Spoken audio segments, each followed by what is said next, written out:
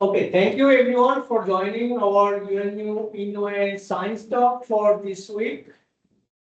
In this science talk, I'd like to introduce Professor Amir Abakusha, research fellow, lead water, climate, and infrastructure risk, and chief scientist for global water bankruptcy at UNU-INWEH. Professor Amir will talk about impact-based monitoring of droughts and cascading hazards.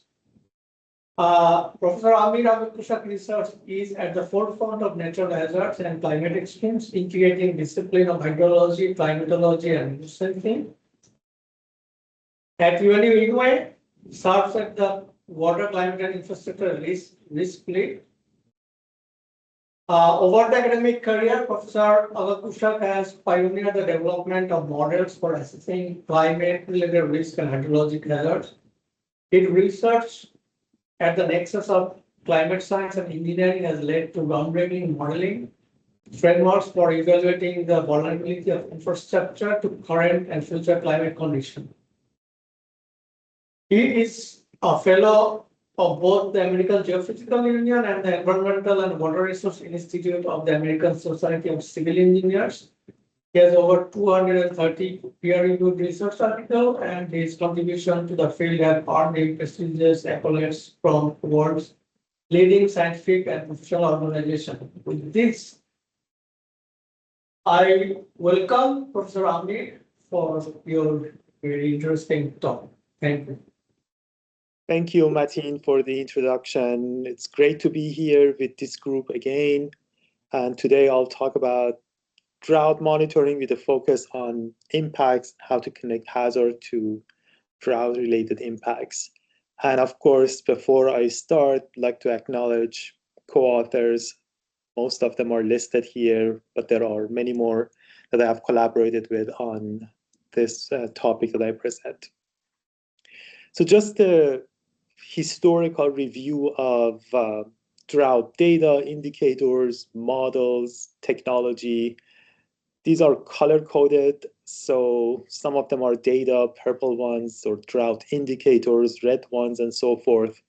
There is a rich history of development from data sets later to remote sensing, data products, and these different indicators or models or tools focus on different dimensions of drought. Some of them focus on vegetation, some of them on climate variables. There are different types that we use for different purposes. And of course, because droughts are very complex, there are different types that we have defined in literature. Just to make sure we are all on the same page, meteorological drought, for example, is usually defined based on deficit in precipitation. Agricultural drought, typically based on soil moisture. And we define hydrologic drought as deficit in runoff or maybe groundwater storage. There are similar definitions, and here is one example, this figure. This is the European drought of 2003. And you look at the timeline of development, intensification, and termination. As you can see, this starts with meteorological drought. So here, the y-axis is anomaly. So rainfall deficit starts. A few months later, you see the signs in hydrologic drought, and then later, agricultural drought. So this shows how the form of drought changes and how it propagates in different forms. Of course, depending on the region, agricultural drought may appear first and then hydrologic drought, or the other way around. And termination is more or less the same. First, we have recovery from precipitation perspective, and then later hydrologic drought and agricultural drought. In some places in the US, for example, we have the US Drought Monitor that combines different types of indicators and also human inputs, and you get some form of composite drought information, but something like that is not available everywhere. Now, looking at the literature, there are lots of research gaps. I'd like to highlight a few here that are related to my talk. So, for example, if you look at the literature, there are all kinds of indicators, but we don't have really consistent and near real-time drought intelligence system, and this includes monitoring and prediction, but in a consistent way, so we can compare different regions in reliably. Also, we don't have standardized drought catalog. Catalog means basically cataloging historical droughts for impact assessment, for historical evaluation of events. That still doesn't exist, and even in some of past UN or WCRP workshops, it was mentioned as one of the main gaps. Still, we don't have that type of cataloging. And more importantly, we lack impact-based drought monitoring. It means most drought monitoring systems just give you an idea about severity of drought, but very little information about expected impacts. And that, I think, is really important, because when it comes to decisions, we need impact information. Most of our decisions are dominated by impacts. Over the years, our team has developed different data products, including this one. This is iRain system, which provides near real-time composite precipitation information. This is an AI-based algorithm that combines data from multiple sensors. The technical algorithm is based on a PUNet structure architecture, and as you can see here, it's very real time. And in this snapshot, the latency is only 14 minutes.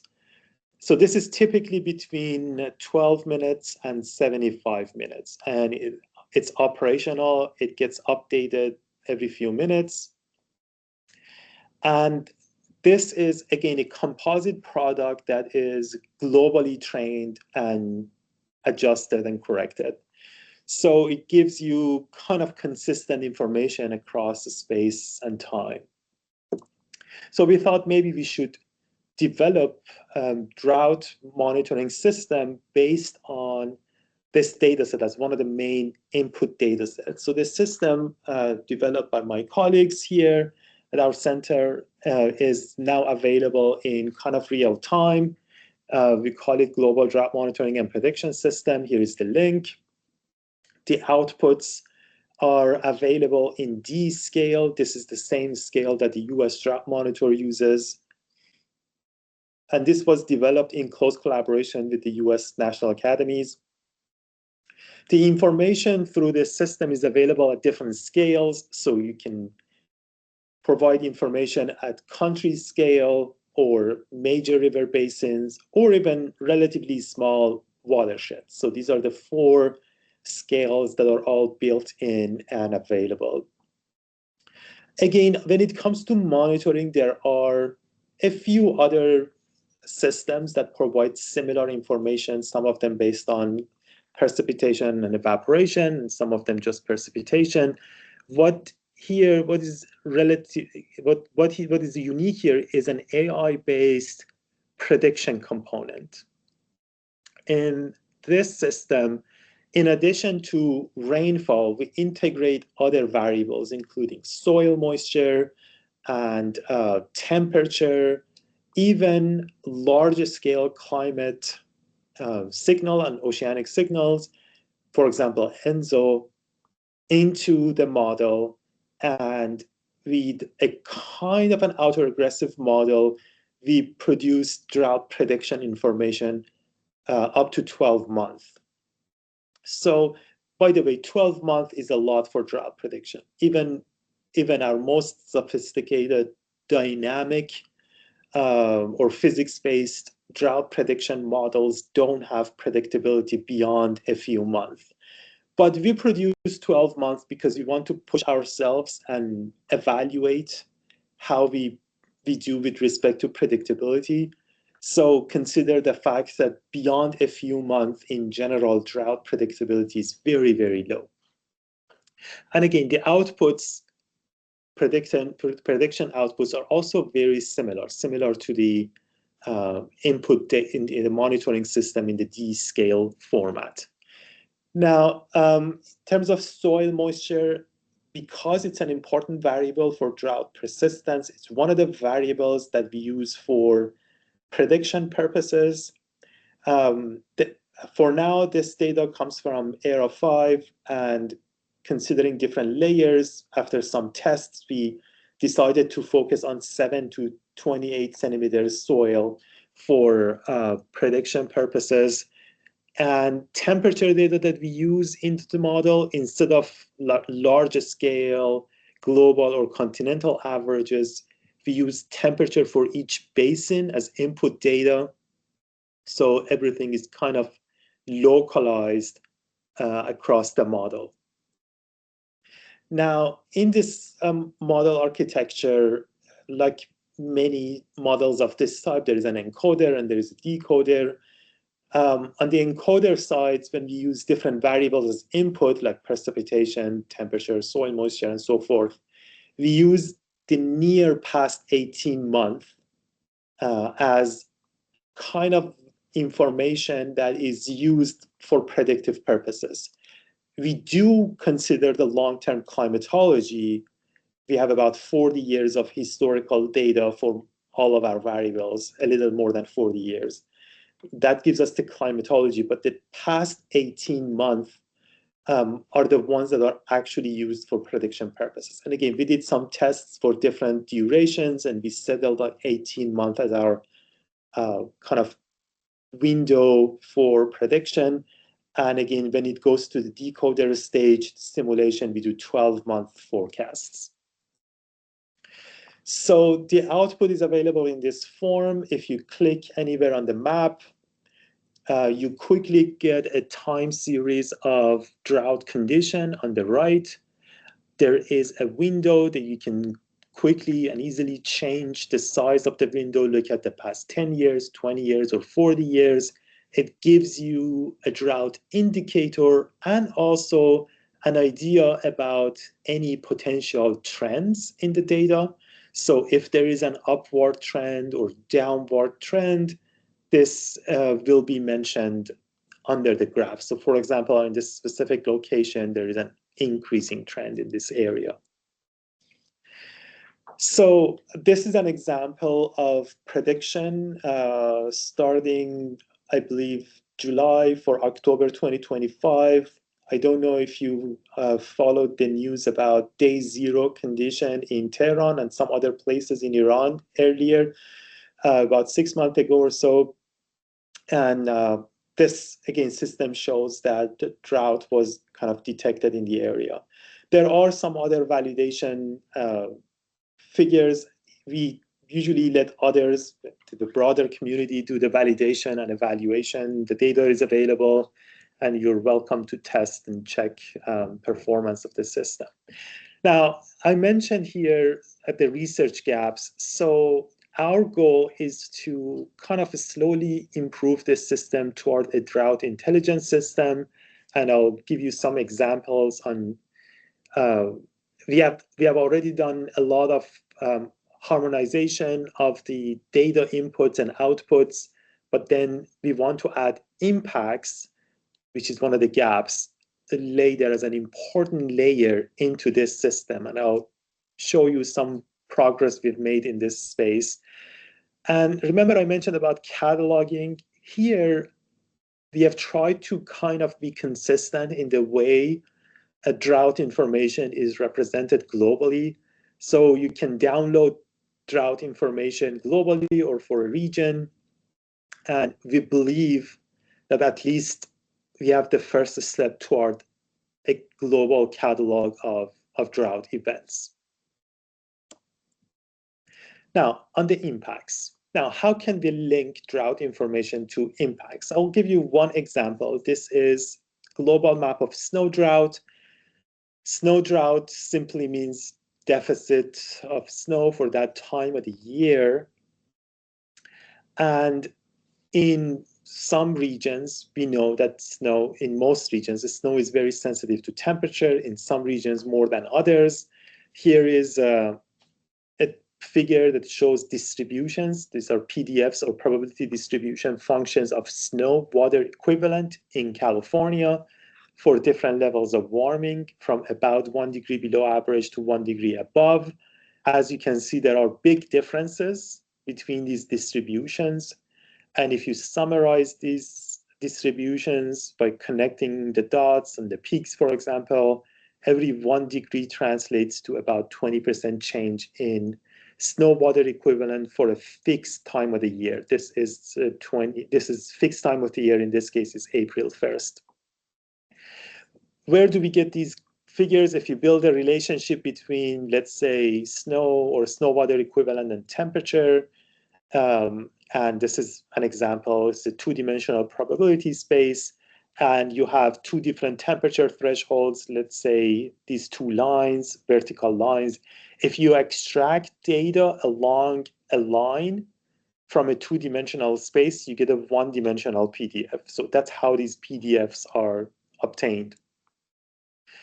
Now, from this data, we have a global snow drought data record that is available online. This is not very real time because this relies on reanalysis. So unlike the system that I showed, it's not real time. But the data is available, and we can convert that into impacts. Snow is easier than other variables because of the delay we have between snow and impacts. So here is one study that explicitly linked these two together. So we use snow drought data, and using a model, we estimated the runoff corresponding to snow. With that, we were able to create a map of irrigation, or fraction of irrigation that comes from snow. So this figure shows large river basins and what fraction of irrigation water, even downstream of those basins, come from snow. And obviously, the Himalayas areas, some parts of Russia or Western US, these are snow-dominated regions that are highlighted. We also have global data sets about different types of crops, their seasonality, whether they are irrigated or non-irrigated. Now, looking at irrigated agriculture from around the world, we were able to kind of create a map like this, a figure like this that shows seasonality here on the kind of y-axis, different types of crops, and what time of the year they rely on snow melt. So this is basically fraction of irrigation that is met by snow melt at different time of the year. Now, if you have this kind of information, then you can potentially translate any deficit in snow to deficit in irrigation and deficit in crop yield. So this is an example. This is for one crop here on top left, wheat, around the world. So you see in snow-dominated regions, what is the expected impact on individual crops? So we have this for different types of crops, wheat, rice, maize. And if I want to summarize everything that I mentioned, you have drought information. Sometimes we need to convert that to some other variables, in this case, irrigation, or fraction of irrigations that comes from snow, and link that to some impacts. And let me give you a different example on the connection. So here we are looking at 5 different crops. These are time series, and the gray areas are drought events. So you see there is a major drought, and the y-axis here is crop yield. And you see the yield drops and then goes back up. And then another major drought, yield goes down and then back up. So this is how we build a relationship between these types of events. So using, again, references are all mentioned here. There are, if you are interested in the details, you can find, this is a GRL paper. And here, the second panel here shows drought information based on both precipitation and soil moisture. So you see major drought and a drop in crop yield. So if you build a kind of bivariate model of drought and yield, you can create probabilistic information like this. What does it mean? This is the x-axis is crop yield. We are looking at probability density for any yield. For example, average yield in your area, you can look at wet and dry conditions. Area under the curve is basically probability in this case. It means if you have a dry condition, there's only 35% chance that you go above your average, but if it is wet, you have 85% chance. And of course, you can create this for different thresholds, for crop yield being below a certain threshold or above a certain threshold or below average. And on the right, you see examples for different types of crops, same story, same type of modeling, but you see the patterns are a little different. So this shows that some crops are more sensitive to wet and dry signals, some less, but the general process is the same. So basically, it means if you have good drought information with a model like this, you can potentially translate that into change in crop yield or probability of change in crop yield, which we don't have right now as an kind of online impact-based drought monitoring system. That's one of the things that we are hoping to add later. Another gap that we have is kind of lack of connection to large scale information and local climate conditions that shape our vulnerability and are closely related to impacts. Now, remember I mentioned this figure and the timeline and how we look at different types of droughts and how they evolve. I'd like to add another one, anthropogenic drought. And that means kind of drought events that are either caused or intensified by human activities. There are many different types, and I can give you one example. On the left, we are looking at Lake Urmia over time. This is a lake that once upon a time was healthy, and then it quickly declined. And right now, it's only about 5 or maybe 8% of what it used to be. When we look at this area, of course, one narrative is that maybe drought caused the problem. But here we are looking at meteorological drought. This figure, I don't know if you can see my cursor. So blue means wet, red means dry. So this lake has experienced both wet and dry periods in the past and more recently. But the change in lake water, the drastic change only happened when surface water withdrawal increased significantly. So that's the red line here. So at some point, they decided to invest in agriculture, issuing a lot of loans to farmers to basically withdraw more and more water. They built more dams in the area to divert water for irrigation and farming. They wanted to create jobs. So water withdrawal increased drastically. So that's the red line. And then you see lake levels dropped in a way that even during wet periods, the lake did not recover. So this shows significant human impacts that kind of push the system toward its limit. In other words, this is not just a natural drought. This is an example of anthropogenic drought that caused significant problems. Now, one question we have is how to bring that into the way we do drought analysis. Remember, our global drought analysis are typically based on, for example, precipitation or soil moisture or snow. So these are primarily climate driven, but how do we bring in this human component? So a few years ago, with colleagues from different places, including UNU, we wrote this anthropogenic drought paper that kind of explained the concept, the drivers, and this figure highlights those top-down and bottom-up drivers. The top-down on the left are those like meteorological conditions, change in precipitation or soil moisture. The anthropogenic parts is very broad. Could be land use, land cover change, increasing water demand or water consumption, driven by either population growth, development, or both. Also, the climate change, the anthropogenic climate change component can have impacts on meteorological conditions, right?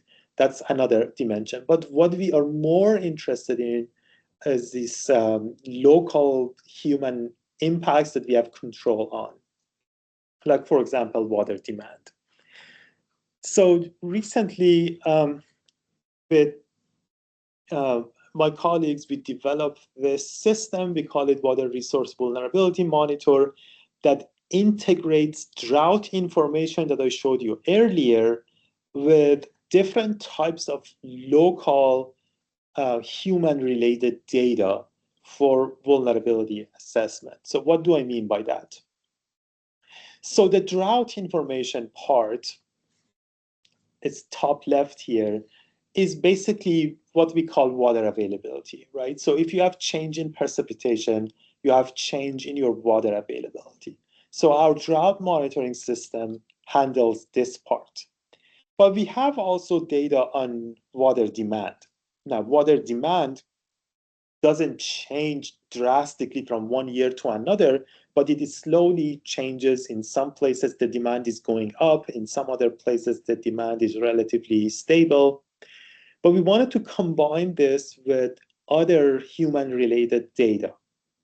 For example, GDP is a good indicator of coping capacity.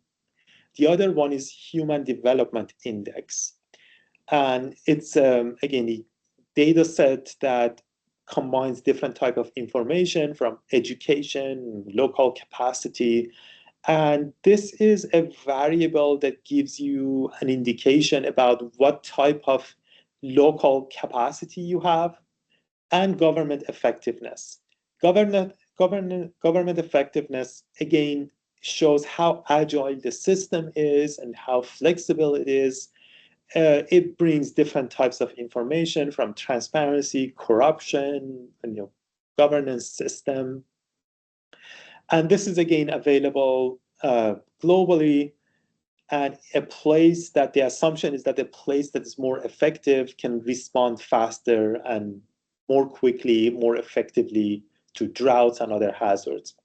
Then the other component, important component, is exposure. What is exposed? So for that, we bring in population exposed, and also industry, and specifically agriculture is the main one for us. So basically, the drought information we have in our existing system provides hazard, and we have population density, croplands, and pasture as exposure component that we bring in, because if there is no exposure, then you don't expect impacts. You have drought, but not necessarily impacts. But you only have impacts when there is something exposed.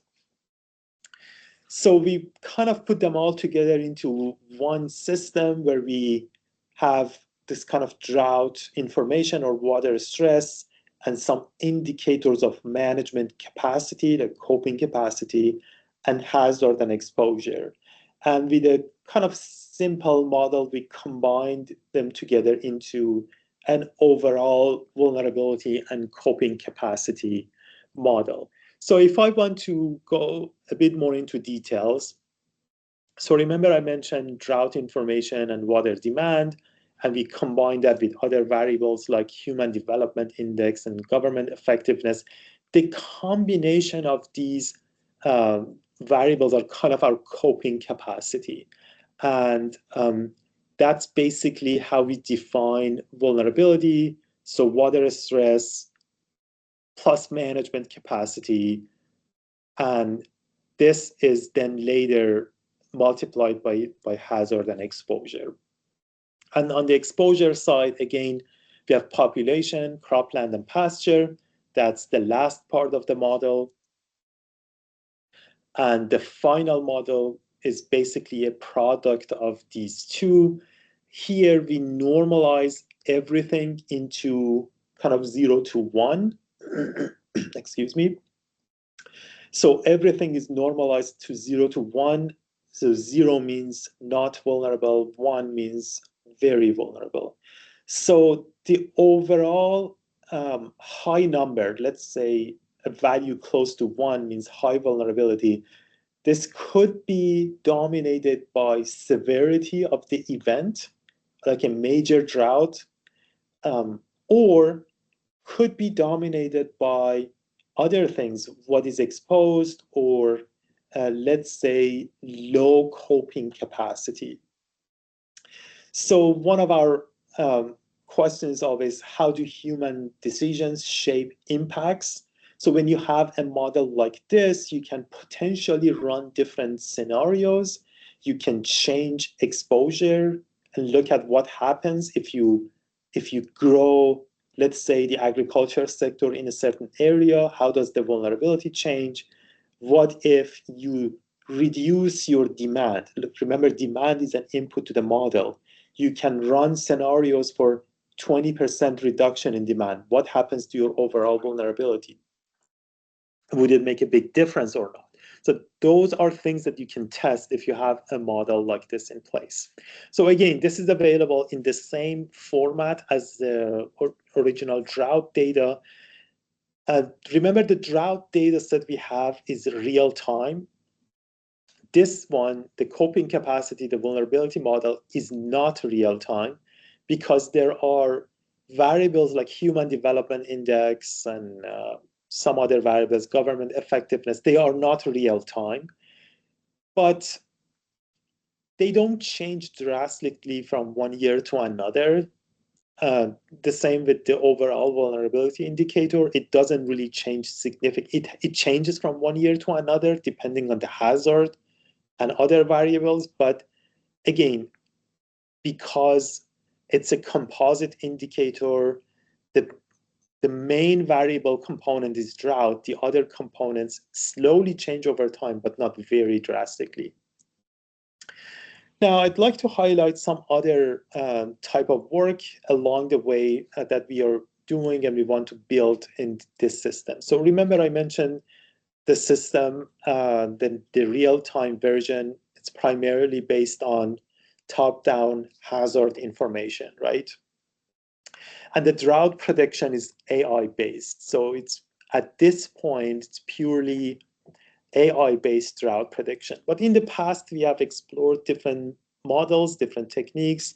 This is a hybrid statistical dynamical drought prediction framework where the top left, you have a statistical model. This could be AI-based or could be any other kind of analog-based statistical drought prediction. And you run another dynamic model, like a physics-based model, in parallel, completely independent from each other. So here, the bottom one is from NNME. This is physics-based model simulations that are available, up to 9-month lead time. And the top one is a statistical model. And then we kind of combine the two together using what is known as expert advice. And this is kind of an algorithm that combines different ensemble members with the goal of creating an ensemble response that is better than each individual ensemble. So for example, from NNME, you get many different simulations from different models. From a statistical model, again, you can simulate many different simulations, many ensembles. So let's say you create 200 ensemble members, 100 statistical and 100 dynamical. And the EA algorithm, the job of that algorithm is to combine them in a way that, at least based on observations, it's better than historical observation. So it involves an optimization. There are parameters there and some weights. So each ensemble initially has the same weight, but based on historical data, historical observations, the weights get adjusted in a way that your overall um, ensemble response is better than each individual model. So this is a kind of hybrid framework. And the uniqueness of this method is that, unlike most other statistical dynamical models, the statistical model is a post forecast treatment. So there is a physics-based model, and then the statistical model comes as some form of post-processing for uncertainty analysis or improving dynamical simulations. In this case, they are completely independent from each other, and they are combined based on this EA algorithm. And we believe this is probably the best way, or at least a promising way, to combine very different types of models, statistical and dynamical. Here is an example from a past publication where you have observations and model simulations in that specific year. If you look at the dynamic model simulations, the signs were opposite. So the observations showed dry, but model simulations showed wet for January, February, March. This is one example. There are more examples in this WRR paper. So, but when you combine statistical with dynamical, then you get a much better picture. That's the one on the right, which is more consistent with observations. So in any case, you can have a model that both of them, both statistical and dynamical, are wrong or equally wrong, which means your final output will be also wrong in terms of sign of drought or severity of drought. But when you combine these two different methods with very different perspectives, we believe overall you have better chance of capturing future drought. So this is another extension that we are hoping to add to our existing AI-based model. So we want to have the AI-based still run independently, but then combine those simulations with NNME kind of predictions. The other extension, this is related to impacts. So the way we look at drought, or the way we map drought, whether it's historical or future, it's usually something like this. On the right, we see drought information and some measure of severity. So we typically define drought based on the geographical location. So we say there is a drought in North Africa or in the US. But the reality is drought information will propagate around the world. So we have food network and trade models that can simulate how drought impacts propagate around the world.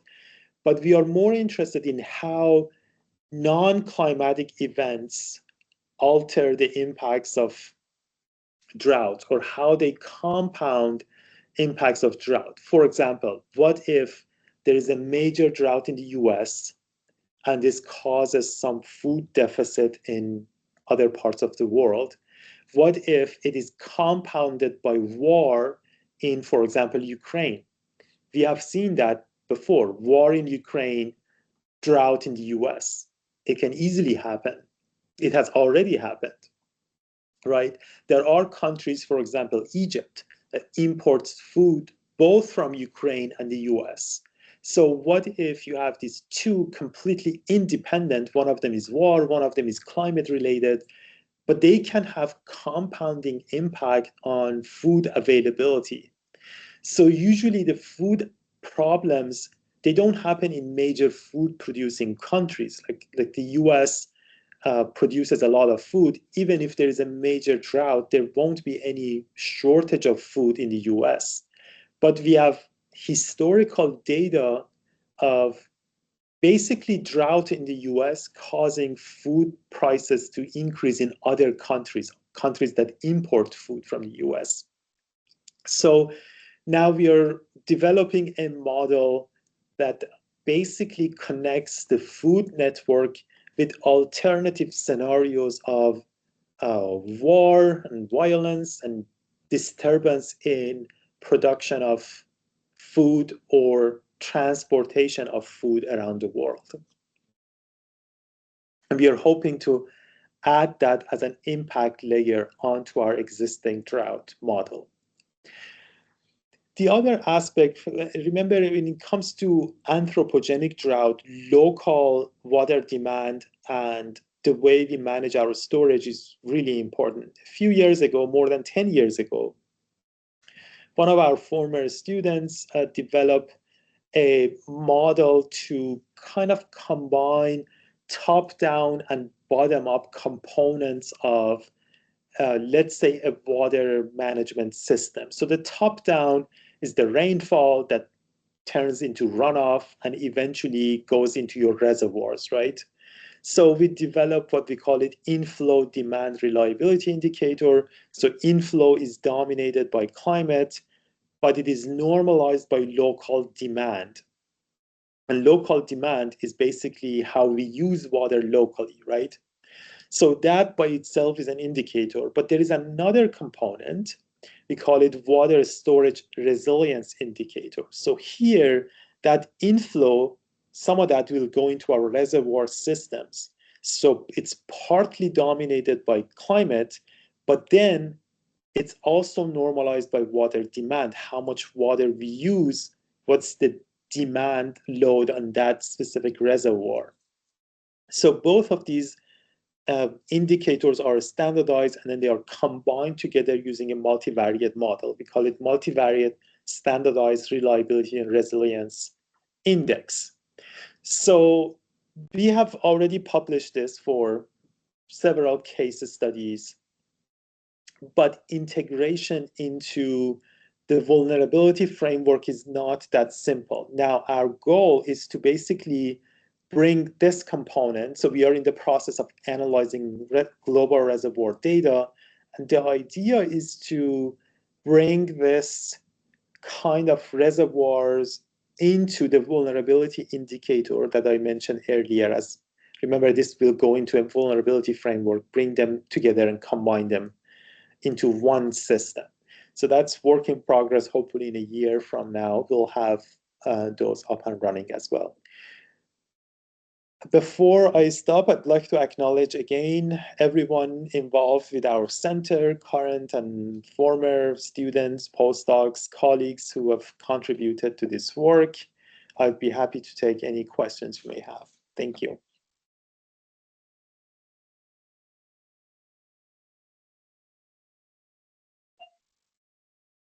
Thank you, Amit, for a very exciting presentation.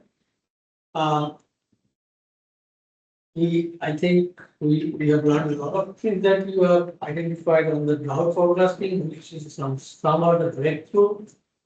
On the specifically this 12-month AI-driven forecasting is the breakthrough. So one, before I invite others to ask questions, maybe I would also ask the online audience, please type your questions in the Q&A for Amit.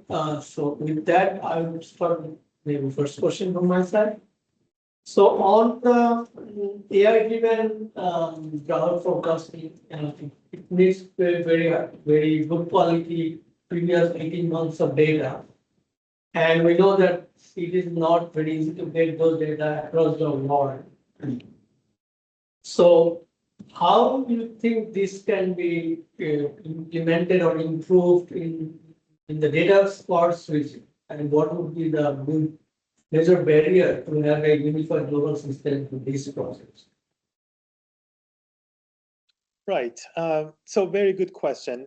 data is really critical for drought monitoring and prediction. And in fact, because remember, we wanted to have a kind of consistent product across space, the model that you see, the data that you see is all satellite based.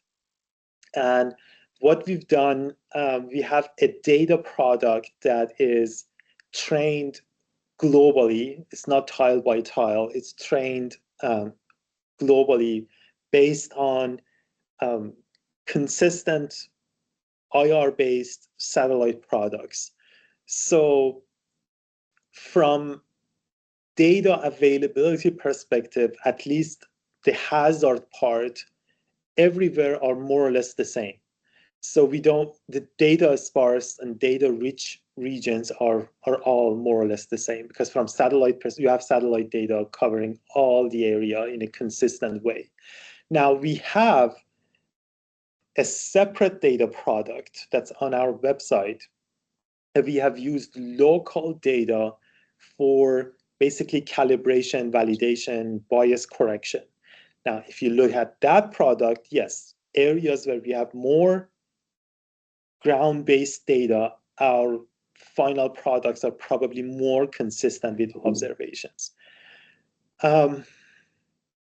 But in general, it's a big challenge. If you don't have data, you won't be able to do very reliable analysis.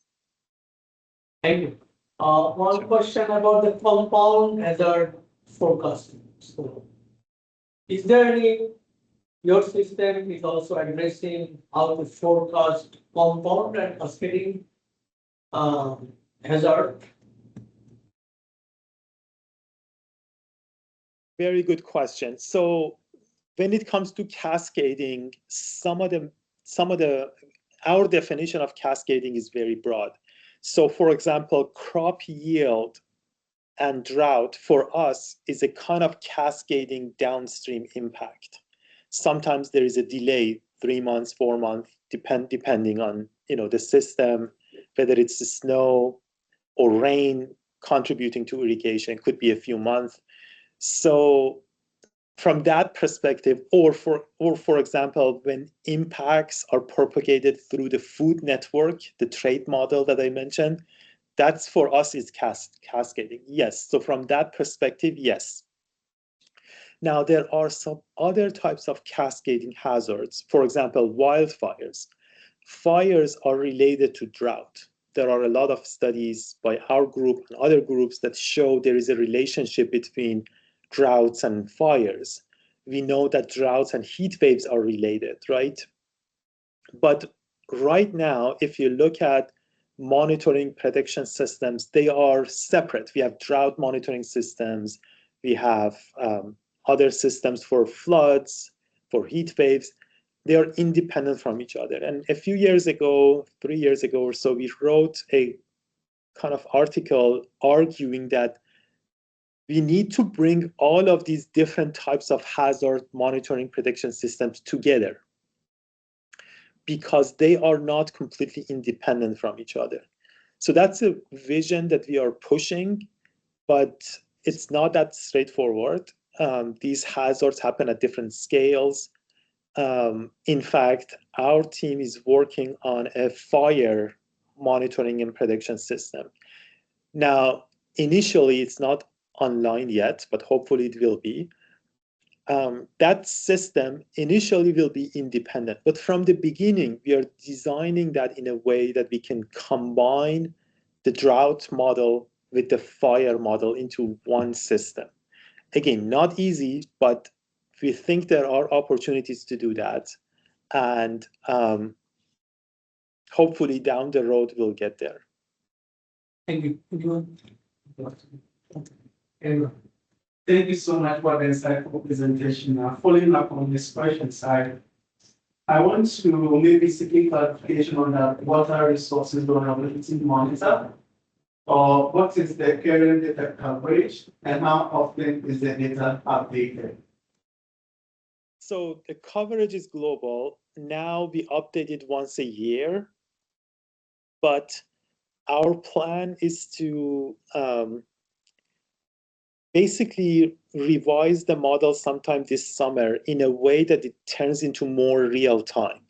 Because remember, the part that changes a lot is drought information. Drought information changes continuously, and we already have that in place.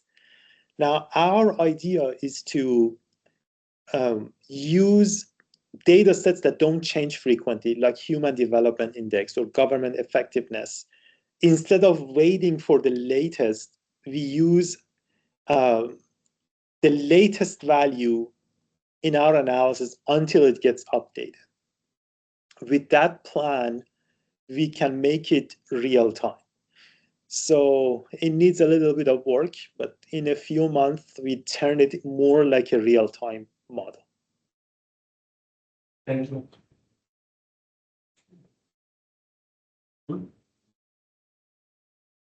Yeah, so maybe I have another question. So on the snow drought, that is very, I think very significant area to look at. And also like this could be this kind of permanence where we said like high mountain area where snow drought is a big issue. And how you think this system can be utilized for using in adaptation measures? Because there is a forecast for snow drought this season or upcoming season. Then this system can be also utilized for adaptation for that situation. Yes, very good question. So we believe that if a snow drought alone gives you an idea about upcoming condition, but it's not enough.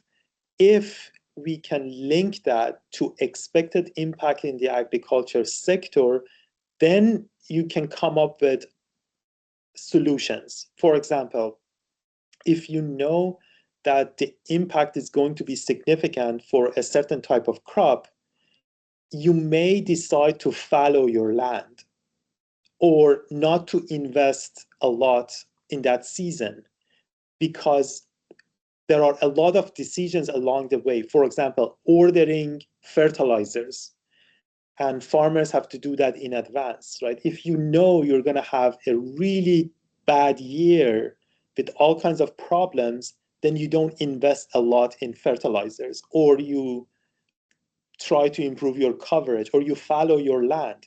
Also, the government can give incentives. If they know there's going to be a big problem and a lot of insurance claims, especially in places where government takes the bill, government may offer this to farmers that this year in this specific region, just do nothing. We give you this much money, don't do anything. So these are only possible if the snow drought information can be linked to impacts that are reliable. So that part is still missing. Thank you. I think the final question on anthropogenic drought part, what we saw, like the example from Lake UNU-INWEH.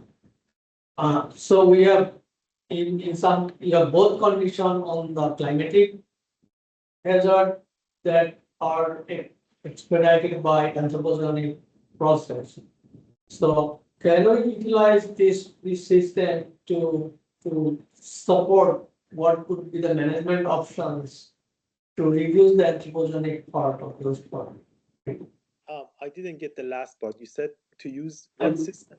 To reduce the impact of anthropogenic aspect from those areas where anthropogenic measures are actually enhancing the natural climatic hazard condition. Right. So when it comes to those anthropogenic drought or those events, we believe the dominant part is related to management and local policies. So in theory, those are places where you can have the biggest impact if you can basically change local policies or influence management. Of course, it's not easy, but that's where you can have potentially significant impacts. Now, there are some good examples where you have change in policy, and because of the change policy, significant positive environmental impacts. The ozone hole and CFCs is the best example that we refer to, right? At some point, a problem was identified, which was human dominated, and the science worked on it. And after a few years, politicians were convinced that this is important. They put rules and guidelines, and slowly things got better and better from that perspective, right? So I would say, in theory, yes, if you provide this information in a convincing way, and you have politicians and policy makers who are interested to address those issues, that is, in theory, possible. Thank you, Amit, for very exciting talk, and thank you for joining us for this science talk. With this, I would end today's talk and invite all of you for the next week's science talk. This science talk is recorded and will be shared in our YouTube channel, also uploaded on our website. Thanks, everyone. Bye. Thank you for the invitation. Bye.